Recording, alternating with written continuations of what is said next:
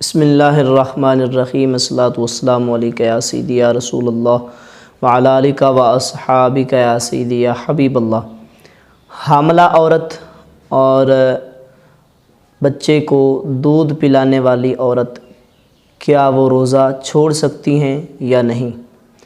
دیکھیں، حاملہ عورت اور دودھ پلانے والی عورت اگر ان کو کسی بیماری کا اندیشہ ہو، یعنی حاملہ عورت کو اندیشہ ہو کہ اگر میں نے روزہ رکھا اور اس سے میرے جو پیٹ میں بچہ ہے اس پر کوئی اثر پڑ سکتا ہے جس کی وجہ سے پھر مجھے روزہ توڑنا پڑے گا، تو پھر اس صورت میں حاملہ عورت کو اجازت ہے، وہ روزہ چھوڑ سکتی ہے۔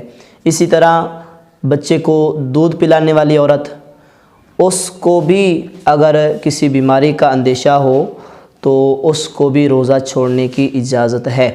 نبی علیہ السلام کی ایک حدیث ہے جس میں نبی علیہ السلام نے ارشاد فرمایا کہ اللہ تعالیٰ نے مسافر سے روزہ اور نماز کا کچھ حصہ یہ اٹھا لیا ہے۔